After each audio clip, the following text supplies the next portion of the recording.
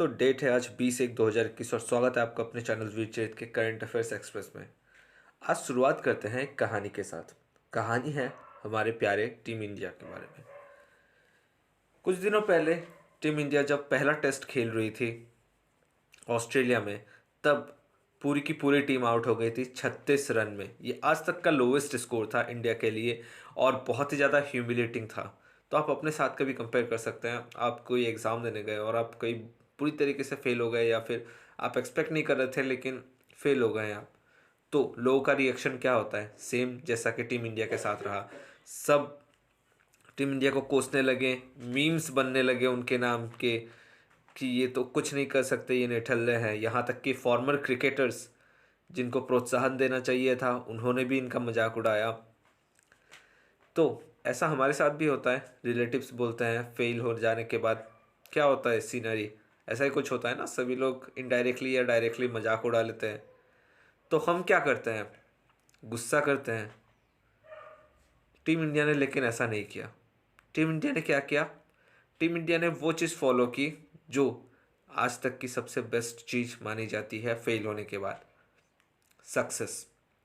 दोस्तों, जो बदला लेना या फिर मैं दिखा दूंगा ये होता है ना, वो एक्चुअल में सिद्ध कब होता है? जब आप मैसिव सक्सेस लाते हैं, यानी कि छोटा मोटा सक्सेस नहीं, बहुत बड़ा सक्सेस। टीम इंडिया ने वही किया। क्या होता है उसके बाद? टीम इंडिया दुनिया में इतिहास बनाती है। 32 सालों से जिस जगह पे ऑस्ट्रेलिया कभी नहीं हारी थी, वहाँ हराती है। हाईएस्ट स्कोर 70 साल में 2036 रन चेज हुआ था, लेकिन उसको भी टीम इंडिया तोड़ देती है। उनके बॉलर्स के पास 246 मैचेस का एक्सपीरियंस था, लेकिन हमारे एक्सपीरियंस बॉलर के चोटिल हो जाने के बाद हमारे जो बॉलर्स थे उनको सिर्फ 4 मैचेस का, जी हाँ, 246 मैच का एक्सपीरियंस वर्सेस 4 मैच का एक्सपीरियंस। हमारे 6 अहम खिलाड़ी वुंडेड थे, चोटिल हो गए थे। और हमारे जितने भी खिलाड़ी थे, उन्होंने सीनियर खिलाड़ी, उन्होंने रेगुलर मैच खेला नहीं था। सिर्फ 2 ही खिलाड़ी थे जो 4 मैच खेल पाए थे। और इसके बाद रिजल्ट क्या आता है ये आप देख पा रहे हैं। इंडिया बन जाती है चैंपियन 2-1 से। ऐसा ही होता है दोस्तों। बेस्ट रिवेंज, अगर आपको कभी किसी से बदला लेना है ना, या फिर किसी को कुछ करके दिखाना है, तो आप सक्सेस लीजिए। टीम इंडिया ने ना ही रेस्पॉन्ड किया, ना कुछ नहीं बोला उन्होंने। हम हार गए। उन्होंने इंट्रोस्पेक्ट किया, मेहनत की, जम के मेहनत की। ऐसे ही नहीं आ गई जीत, जम के मेहनत की और उसके बाद आज ये जीत हासिल हुई है।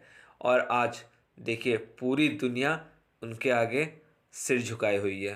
तो ये होता है सक्सेस। चलिए बढ़ते हैं आज के पहले क्वेश्चन की तरफ। गवर्नर ने अभी डिसाइड किया है कि वो किस दिन को पराक्रम दिवस मनाएंगे। ऑप्शन है 23 जनवरी, 24 जनवरी, सी 25 जनवरी, डी 26 जनवरी। तो ऑप्शन सही है 23 जनवरी। और 23 जनवरी को क्या है? सुभाष चंद्र बोस जी का बर्थ एनिवर्सरी। जी हाँ, सुभाष चंद्र बोस जी का 125वां बर्थ एनिवर्सरी है। और इसे गवर्नमेंट ने डिसाइड किया है कि हम पराक्रम दिवस के रूप में मनाएंगे। बढ़ते हैं अगले क्वेश्चन की तरफ। किस बैंक को आरबीआई ने इंक्लूड किया है डी सिप्स में? अब डी SIPS सिप्स का मतलब क्या होता है? ये होता है डोमेस्टिकली सिस्टमेटिकली इम्पॉर्टेंट। याद रखिएगा, डी फॉर डोमेस्टिकली, SI का मतलब सिस्टमेटिकली, और BS का मतलब सॉरी इम्पॉर्टेंट, IB का मतलब। अब दोस्तों, डी सिप्स एक्चुअल में है क्या?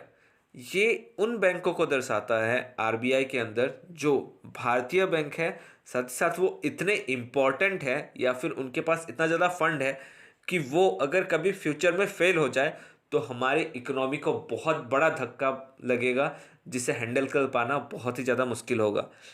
तो ऑप्शन है SBI, ICICI, HDFC या ऑल ऑफ द अबव।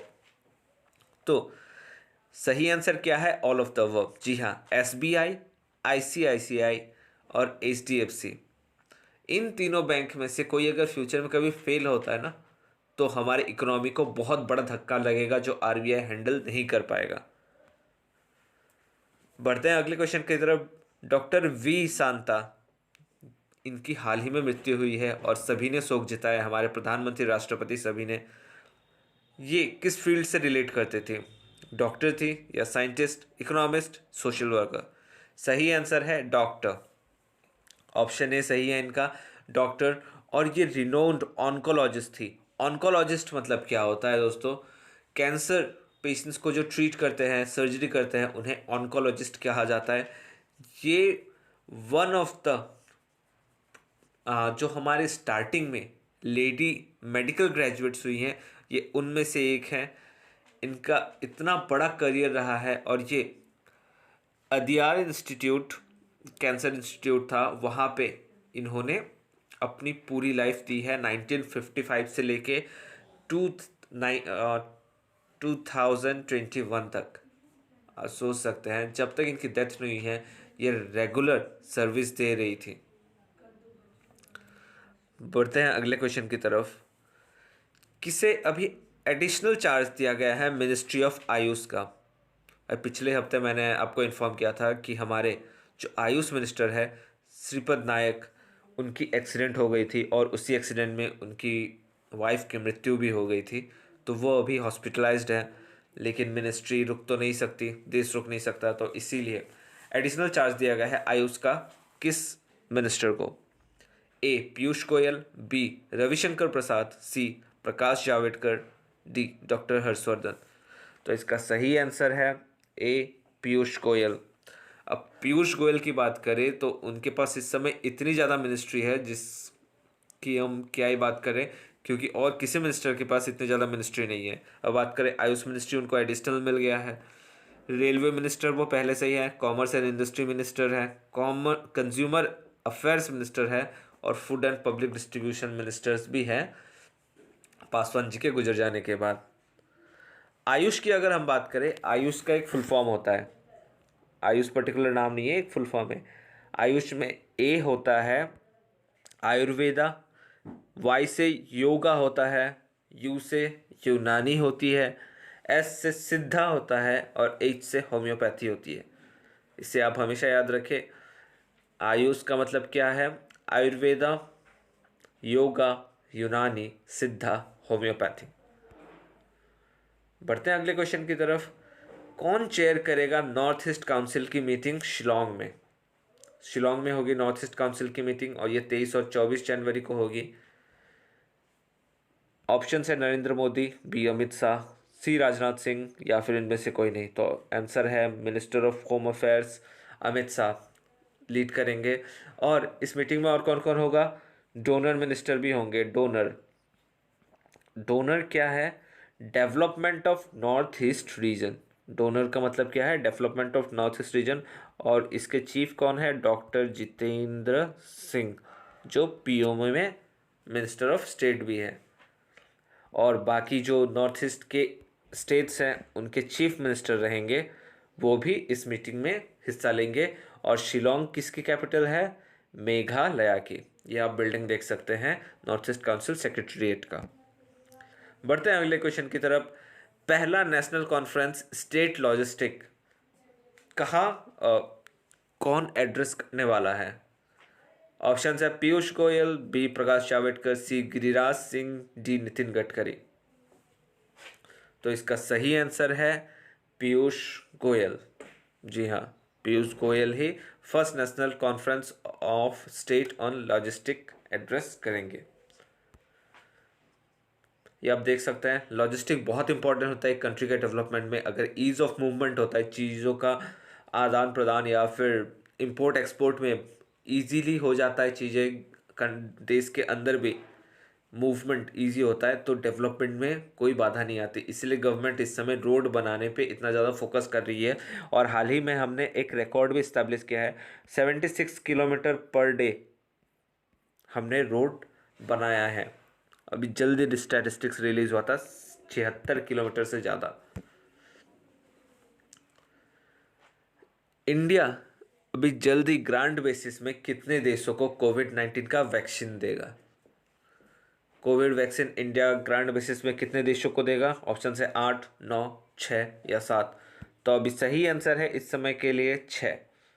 और ये 6 देश कौन कौन से हैं? हमारा पड़ोसी भूटान, मालदीव्स, बांग्लादेश। बांग्लादेश का नाम मैंने पहले ही बोला था, इन्हें हम 2 लाख से ज़्यादा वैक्सीन देंगे। इसके बाद फिर नेपाल, म्यांमार और सेचेल्स। ये जो सभी देश हैं इनके कैपिटल आपको याद रखना है, क्योंकि ये इंपॉर्टेंट इसके साथ ही बन जाता है। भूटान का कैपिटल क्या है? थिम्पू। मालदीव्स का कैपिटल क्या है? माले। बांग्लादेश का कैपिटल है ढाका। नेपाल का कैपिटल है काठमांडू। म्यांमार का कैपिटल है नेपिदाव। सेचेल्स का कैपिटल है आई थिंक पोर्ट लुइस है, एक बार आप चेक कर लीजिएगा सेचेल्स का कैपिटल। ये आप वैक्सीन डिलीवरी करते हुए देख सकते हैं। सेचेल्स का कैपिटल आप एक बार कंफर्म कर लीजिएगा। The recently won test series by India against Australia was, अभी जो मैंने शुरुआत में बताया था टेस्ट सीरीज के बारे में जो इंडिया ने जीता है और जो कहानी बता रहा था, वो टेस्ट सीरीज किस नाम से जानी जाती है?